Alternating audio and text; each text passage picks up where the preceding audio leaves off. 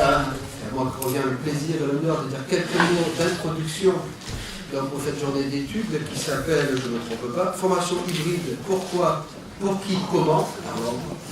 Donc je vais commencer, je vais dire juste quelques mots d'introduction, avant tout pour remercier vous d'être présente aujourd'hui, cette journée, et bien évidemment les organisateurs en premier lieu, donc Michel, que vous connaissez, Michel Dupré, directrice adjointe Fondation Cheval de la Vie, notamment parce que cette journée s'inscrit dans le cadre de la formation de formateurs de l'ESP.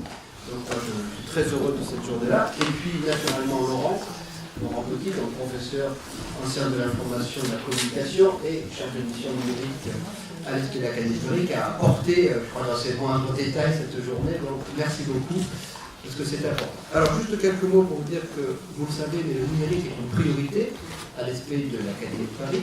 C'est une priorité parce que c'est une nécessité, on va dire, impérative pour une formation des enseignants et des conseillers principaux d'éducation qui répondent aux exigences du temps présent. Alors le monde actuel, vous savez, est en perpétuelle, en permanence, en perpétuelle mutation. C'est une réalité. Il y a toujours des collègues, des personnes qui souhaitent que le monde ne change pas. Et ça, je pense que c'est un vœu pieux. Il y a toujours eu des gens qui voulaient que le monde s'arrête de progresser. Je ne vais pas faire l'histoire des sciences et des techniques, ce serait pas mieux ce matin. Mais le monde évolue, le monde progresse, c'est une réalité et il évoluera, il progressera encore. Donc, c'est sûr que le statu quo, parfois, est souvent même plus confortable que justement, on a intégré les progrès démocratiques, mais c'est une nécessité, notre devoir, notre rôle en tant qu'organisme de formation des enseignants et des conseillers principaux d'éducation, c'est justement de donner ces nouvelles compétences aux futurs enseignants, aux futurs CPE, pour qu'ils puissent s'adapter au monde actuel. Voilà, j'ai dit que je ne ferai pas un discours, je crois que je vais essayer de tenir parole, c'est toujours difficile de tenir parole, parce qu'on a toujours envie de parler, de dire beaucoup de choses, mais je crois que l'important c'est pour vous, c'est d'assister bien sûr aux conférences de la journée qui vont vous apporter, je crois, quelque chose d'important, d'essentiel. On a la chance d'être enregistré, ce qui permet à tout le monde de revoir après tranquillement. On a toujours des problèmes de prise de notes parfois, et puis à tous ceux qui vont peut-être être là, quand même profiter de ces journées. Je voulais vraiment vous dire juste ces mots-là de remerciement de votre présence, remerciement de cette organisation, et je pense qu'on va apprendre beaucoup de choses cette journée. Michel, je te laisse la parole pour quelques mots. Merci aussi à tous d'être là aujourd'hui. C'est vrai que ces journées de formation formateur sont importantes pour nous puisqu'elles nous accompagnent dans les problématiques qui émaillent notre métier de formateur. Et nous avons tout au long de notre carrière de formateur à apprendre de ce type de rencontres. Pourquoi la question des formations hybrides? Eh bien parce que la demande de formation hybride, elle se développe beaucoup dans le discours institutionnel. Elle se développe dans la pratique pour différentes raisons dont on va forcément parler aujourd'hui.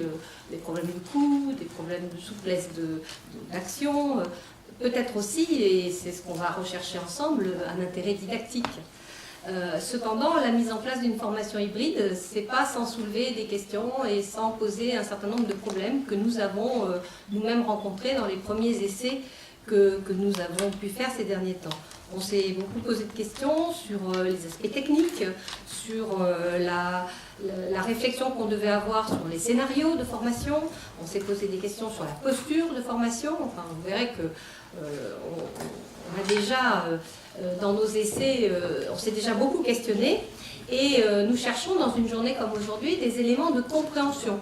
Des éléments de compréhension qui nous permettent de nous approprier l'intégration des modalités hybrides dans notre travail de formation, qui nous permettent de percevoir s'il y a une certaine compatibilité entre la modalité hybride et notre activité habituelle de formateur, et puis d'imaginer si cette intégration de nouveaux outils techniques, elle peut être plus efficace, et surtout si elle peut être pérenne, bien sûr.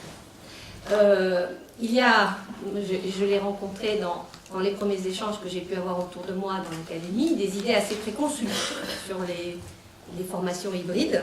Nous ne voulons pas en rester là et nous voulons approfondir notre réflexion sur ce sujet et nous voulons accompagner les formateurs de l'académie sur la mise en place de ces nouvelles modalités, si tant est qu'on arrive à trouver des réponses, enfin des réponses à nos questions sur leur efficacité et leur pérennité. Voilà, donc c'est une journée qui sera riche, je l'espère. En tout cas, nous sommes dans une attente, vous le voyez, très, très importante de mieux comprendre ce qui se passe dans une formation hybride.